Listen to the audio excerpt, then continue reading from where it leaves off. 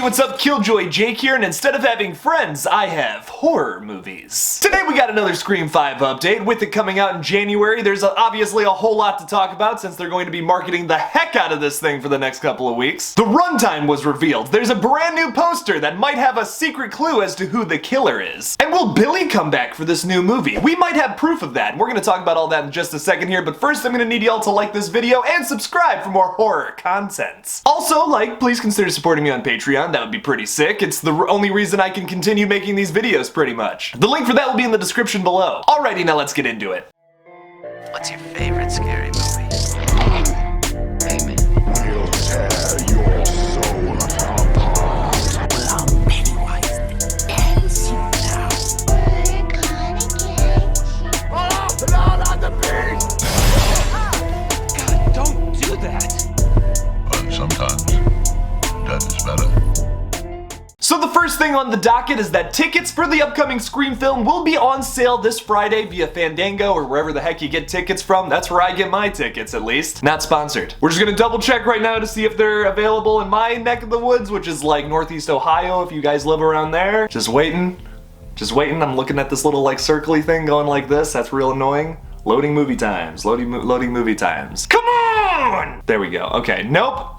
Alright, you will receive a fan alert when tickets are on sale near you. Well, fuck. Okay. So unfortunately, if you live in Ohio or, well, Northeast Ohio, they're not available here yet. But I have heard that you can get your tickets in other parts of the country right now. But I have heard that this Friday they will be available everywhere. The runtime for the new Scream film is going to be 1 hour and 54 minutes and 9 seconds. Not that those 9 seconds really matter, but, you know, just thought I'd throw it in there for accuracy. Now, this is to be expected from a new Scream film. I was hoping that it would be way longer than 90 minutes. All of the other ones are, so the fact that this one is also going to be keeping that same idea of making this film a little longer, I like that. That's great. That's awesome. Because if they were to make a 90-minute Scream movie, especially one that's trying to relaunch the franchise, I would be kind of skeptical. I would be like, listen, you got to introduce a lot of new characters and make us like these people so that we care when they die. If anything, I was kind of hoping that the film would be longer. I was actually kind of expecting a 2 hour and 10-minute runtime. Because like Halloween 2018, this movie has to not only re-establish the franchise and get new fans caught up, it has to establish a brand new story. Halloween 2018 does that very wonderfully in my opinion, and hopefully this film can do the same. A brand new poster for the upcoming Scream film was also leaked recently by a theater manager who received them and was like, hey, we're putting these up, and it's a new poster, never seen this one before, kinda sick. It was officially released today, and it has the caption, "The killer is on this poster." Now, something that a few eagle-eyed fans noticed is that Kyle Gallner's character, Vince Schneider, is not on the poster. And something that a few smartass fans noticed is that Ghostface is literally on the poster, so yes, he is the killer. Something tells me that's not what this tagline is referring to, though.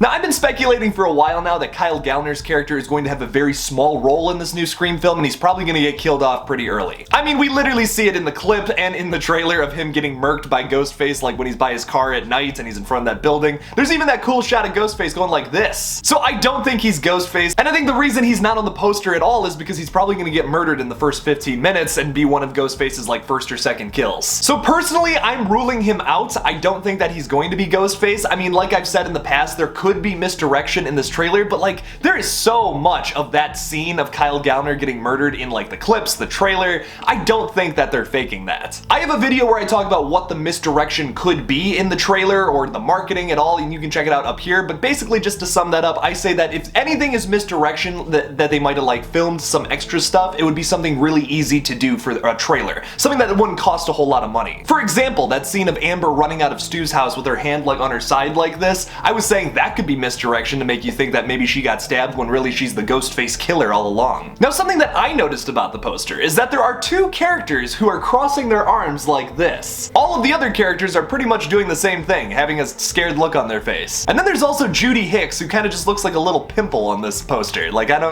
She's so small. What is up with that? Jack Quaid's Richie and Jenna Ortega's Tara both have their arms crossed like this. I'm just saying, man. I mean, I know it's a stretch to say that they could be the killers just because they're posing a little differently than everybody, but here's the thing. They're doing the same pose. They kind of have this sinister look on both of their faces. It would be kind of cool if that was the case. And how messed up would that be if the two people closest to Sam ended up being the killers? I've already already been kind of suspicious of Richie because there's that one shot in the trailer that I speculated on a little while ago, where it's very clearly her stabbing Richie in the chest. I have a whole crazy theory on that as well, which, like, once again, I'll put a little card up here somewhere, maybe up here, maybe over here. I don't know. The only thing that would kind of go against that theory of having Jenna Ortega and Richie be the killers in this new movie is at different points in the trailer, we see both of them getting attacked by Ghostface. Also, if you look closely in the background of that one scene at the hospital where Richie's getting attacked by Ghostface in the trailer, you can kind of make out Jenna Ortega's face as that person in the background. I'm not 100% sure that it's her, but it kind of looks like her. And also, theoretically, if Jenna Ortega is the opening, like, attack, so to say, and she, like, survives throughout the rest of the movie, something a lot of people have been speculating, it appears that she gets her leg broken early on. So I don't really know how effective Ghostface would be if she didn't have a leg to walk around on. So I'm kind of not speculating that Jenna Ortega's character is going to be Ghostface, but Richie I am still suspicious of. And now for the craziest story of this entire video. Recently, a picture of Skeet Ulrich has surfaced online of him kind of being on the set of the new Scream film. There's this picture from a while back of Melissa Barrera, and she's sitting on this couch in like what appears to be a hotel room, probably in Wilmington, North Carolina. There's this very significant picture in the background that's like, it's in a frame, it's hanging on the wall, whatever. And then later there was this video that came out of Skeet Ulrich, and he's sitting in the same room talking to fans. Now that picture of Melissa Barrera was taken during the filming process of the new Scream film, so could Skeet Ulrich have been on the set while they were making this new movie? And if he was, why was he there? Just to visit old friends, be like, hey, what's up David, what's up Nev, what's up Courtney? No, I think not. I believe our little Billy was on set reprising a role from the past. Now before everyone starts going, listen, it would be so stupid to bring back a character who's so obviously dead like that. First of all,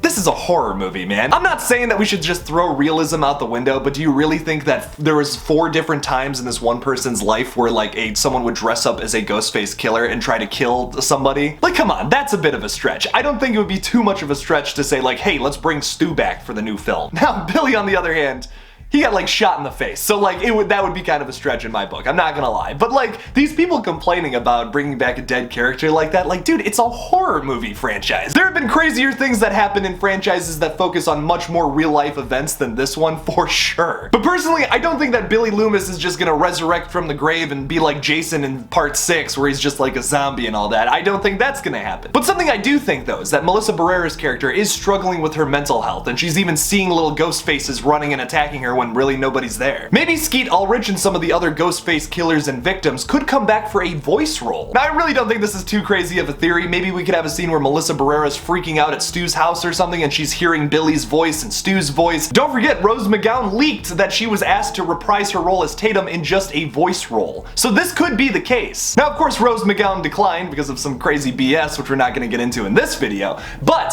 they could have other people come back from the other films who are dead or like were Ghostface killers, for example. Emma Roberts could come back and do a voice role or something. I think that would be kind of cool. There's been all this speculation about Jill coming back too. Even though there's absolutely no proof, there was this like thing on Google where like if you look up the movie, they kept like trying to credit Emma Roberts for some reason. So like, could she have a small, maybe uncredited voice role in this new film? And maybe same goes with Matthew Lillard and Skeet Ulrich. Honestly, I think that would be pretty cool, just to have that be like one little scene, just like as a callback to have those characters come back for another movie, even though that they're dead. Even though some of my colleagues think for sure Stu is coming back in this new film, I really just doubt it. I feel like that is something that would for sure leak in this day and age with smartphones. If Matthew Lillard was on the set, we would have some kind of picture by now. So I just don't think he's coming back. Honestly, I would love for Stu to come back. Matthew Lillard is a fucking treasure, and to have him come back into this franchise, that would be sweet. But I think in any capacity, if these characters are going to come back, it's going to be in voice roles or flashbacks. And I don't think that this movie is going to deal with flashbacks all that much. As much as I would love to see Sydney's mom get murdered in a flashback, I don't think it's gonna happen in this movie. Another thing to consider before I end this video is that we are currently in the golden age of fan service. There's a Spider-Man movie that comes out this week that most likely has Tobey Maguire and Andrew Garfield reprising their roles from past franchises just because it would be cool. So to say that Stu and Billy couldn't come back for a new Scream film is totally bonkers considering the day and age we live in. Like look, I'm a total sheep and I'm going to see Spider-Man this Thursday, and I'm probably going to geek out when Tobey and Andrew are on screen because like that is is 99.99% happening. But would I like to see a little more originality and something that's a little more focused on a story in my new movies that I'm excited about? Yes. Because I'll tell you what, I don't think the thing I'm going to love about Spider-Man No Way Home is the plot. The plot is going to be all over the place. It's going to be kind of trash if you just look at it that way. But I do think that all the villains coming back and all of the other Spider-Man coming into this film is going to be sick. I kind of hope that's not the case for the new Scream film. I hope that instead of focusing on that kind of fan service, they focus on just giving us another great mystery with some awesome killers and showing us another chapter in the lives of these wonderful characters like Sidney, Dewey, and Gale. So if Stu is going to come back in any capacity, I hope it's not in this film. I hope they don't focus on that. I hope it's something that they do later on. So what do you guys think about all this brand new Scream news and all of these crazy theories? Leave me a comment about it down below. Thank you all so much for watching my brand new Scream update. Don't forget to like this video and subscribe for more horror content. Follow me on Twitter, Instagram, and TikTok. Just look up Killjoy Jake and I'll come up. If you support me on Patreon, that would be pretty rad, Brad. The link for that is in the description below. Thank you all again for watching, and as always, don't forget to kill it out there, y'all.